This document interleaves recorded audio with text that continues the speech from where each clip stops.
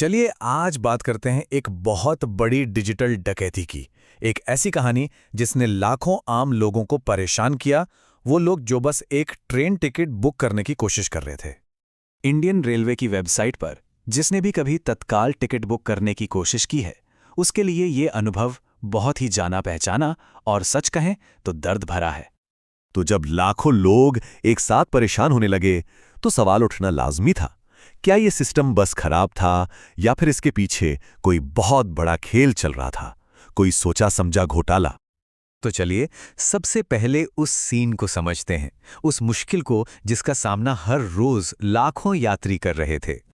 तत्काल सिस्टम ये बनाया तो गया था इमरजेंसी के लिए, लेकिन ये बन गया एक डिजिटल जंग का मैदान, एक ऐसी रेस जिसमें आम आदमी के जीतने के चांस लगभग जीरो थे। एक मिनट, यहाँ ये समझना बहुत जरूरी है कि ये कोई नेता अफसर वाला घपला नहीं था। नहीं, ये एक बहुत ही सोफिस्टिकेटेड, एकदम हाईटेक साइबर क्राइम था जिसका निशाना सीधा सीधा डिजिटल सिस्टम था। तो आखिर ये लोग करते कैसे थे ये सब? इस डिजिटल डकैती के पीछे की टेक्नोलॉजी क्या थी?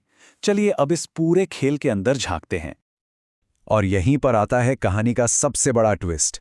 इस स्कैम का असली खेल सिर्फ तेज होना नहीं था, बल्कि दूसरों को जानबूझकर धीमा करना था। सोचिए, ये अपराधी सिर्फ रेस में आगे नहीं भाग रहे थे, बल्कि बाकी सबके रास्ते में दीवार खड़ी कर रहे थे।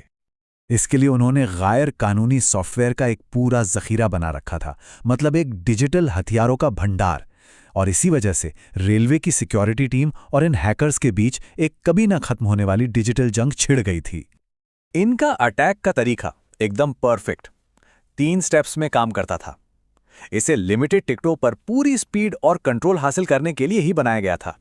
अब होता क्या था कि ये सॉफ्टवेयर सैकड़ों बुकिंग सेशन को एक साथ होल्ड कर लेता था, लेकिन उन्हें पूरा नहीं करता था। इससे आम यूजर्स के लिए सिस्टम स्लो हो जाता था और टिकटों की एक नकली कमी पैदा हो जाती थी।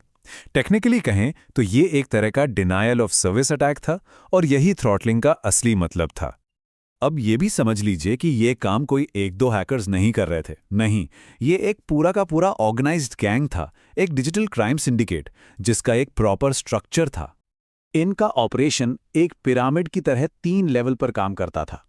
इसे इस तरह बनाया गया था कि ज्यादा से ज्यादा पैसा कमाया जा सके और जो असली मास्टरमाइंड्स हैं वो हमेशा बचे रहें। और अब बात करते हैं पैसे की। जरा देखिए कि ये धंधा कितना मुनाफे वाला था। इनका पूरा फाइनेंशियल मॉडल ही टिकटों की नकली कमी पैदा करने पर टिका था, और इसी वजह से ये लोग टिकटों पर मुंह मांगा प्रीमियम वसूल पाते थे। एक अंदाजा लगाना है, यूपी के दादरी में जब एक एजेंट पकड़ा गया तो पता चला कि उसने सिर्फ 2 साल में टिकट बेच-बेचकर 30 लाख रुपए कमाए थे, सिर्फ एक एजेंट ने। लेकिन कहते हैं ना, कानून के हाथ लंबे होते हैं।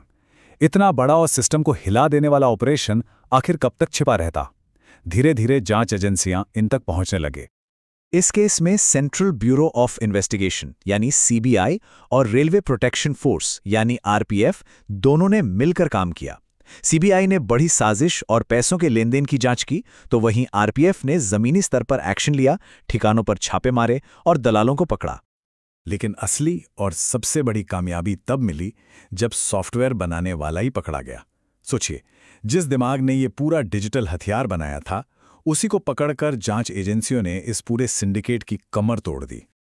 और फिर जो लोग पकड़े गए उन पर एक से एक गंभीर चार्ज लगे। साइबर क्राइम से लेकर धोखाधड़ी और रेलवे एक्ट के तहत भी केस दर्ज हुए।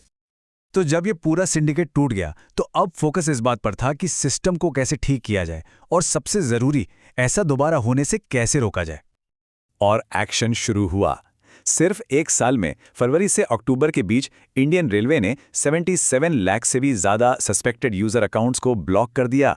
सोचिए कितनी बड़ी डिजिटल सफाई हुई होगी। इसके जवाब में आईआरसीटीसी ने भी अपनी सिक्योरिटी को कई गुना बढ़ा दिया। ऐसे ऑटोमेटेड हमलों से बचने के लिए एक नया मल्टीलेयर सिक्योरिटी सिस्टम लगाया गया।